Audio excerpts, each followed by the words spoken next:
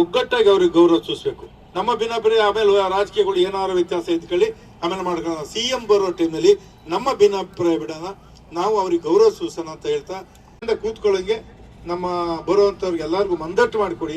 ನೀವೆಲ್ಲ ಮುಂಭಾಗದಲ್ಲಿ ಕೂತ್ಕೊಂಡು ನೀವು ಸಭೆಯನ್ನು ಅಚ್ಚುಕಟ್ಟಾಗಿ ನಡೆಯೋದಕ್ಕೆ ಅವಕಾಶ ಮಾಡಿಕೊಡಿ ಅಂತ ಹೇಳ್ತೀನಿ. ಹಾಗೇನೆ ಯಾರೇ ಬಂದ್ರೆ ಅವ್ರೇನೋ ಕೂಗ್ತಾರೆ ಅಂದ್ರೆ ನಾವು ಅತಿಯಾಗಿ ಕೂಗೋದು ಮಾಡೋದು ಒಂದು ಸಂಸ್ಕಾರ ಬಿಟ್ಟು ನಾವು ನಡ್ಕೊಳ್ಳೋದು ಬೇಡ.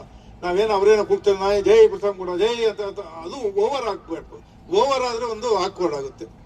ಅದನ್ನ ನಾವೇನಾದ್ರು ಸೂಚನೆ ಕೊಟ್ರೆ ಸುಮ್ಮನಿರಪ್ಪ ಅಂದ್ರೆ ಸುಮ್ಮನಿದ್ ಬಿಡಿ. ನಾವೇನಾರು ಕಿಮ್ಮತ್ ಏನೋ ಜಾಸ್ತಿ ಇದೆ ಏನೋ ಇದ್ರೆ ನಾವು ಒಂದು ಸೂಚನೆ ಕೊಡ್ತೀವಿ, ಸುಮ್ಮನೆ ಆಗ್ಬೇಕು.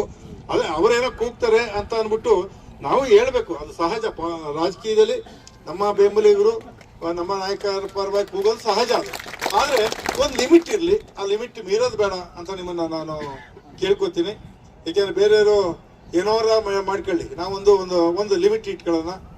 ಎರಡನೇದಾಗಿ ನಾವೀಗ ಸಭೆ ಆಗ್ಬೇಕಾಯ್ತು, ಅವರು ಕಾಂಗ್ರೆಸ್ನವರು ಬರ್ತಾ ಸರ್, ನನ್ನನ್ನ ಏನೇ ಟೀಕೆ ಮಾಡ್ಲಿ, ಅವ್ರು ಹೇಳ್ತಾ ಇದ್ರು ನೋಡಿದ್ರಲ್ಲ ನಮ್ಮ ಕಾಂತರಾಜ್ ಹೇಳಂಗೆ, ಅವ್ರೇನು ಟೋಲಿಂದ ಆ ಕಡೆ ಕಾಂಗ್ರೆಸ್, ಇಲ್ಲಿ ಬಂದ್ರೆ KHB ಅಂತ ಟೀಕೆ ಮಾಡಿದೆಲ್ಲ ನೋಡಿದಿರಿ. ಅವ್ರು ಕಾಂಗ್ರೆಸ್ ಬಾವುಟ ಹಿಡಿದವ್ರ ಅಂತಲೂ ಕೇಳ್ತಾರೆ.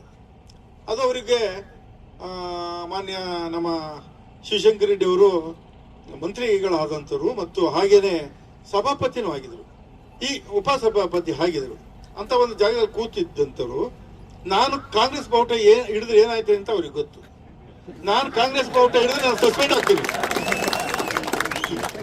ಇದು ರೂಲ್ಸ್ ಹೆಂಗಿದೆ ಅಂತಂದ್ರೆ, ಕಾನೂನು ಸಂವಿಧಾನದಲ್ಲಿ ನಾನು ಪಕ್ಷೇತರವಾಗಿ ಗೆದ್ದು ನಾನೇನೋ ಕಾಂಗ್ರೆಸ್ ಬಾವುಟ ಹಿಡ್ಕೊಂಡ್ರೆ ಅವರೇ ತಗೊಂಡೋಗಿ ಕೇಸ್ ಹಾಕ್ತಾರೆ. ನೋಡಿ ಇವ್ನು ಪಕ್ಷೇತರವಾಗಿ ಗೆದ್ದು ಇಲ್ಲಿ ಕಾಂಗ್ರೆಸ್ ಬಾವುಟ ಹಿಡ್ಕೊಂಡವ್ರೆ ಅಂತ ಕೇಸ್ ಹಾಕಿದ್ ನನ್ ಡಮಾರು.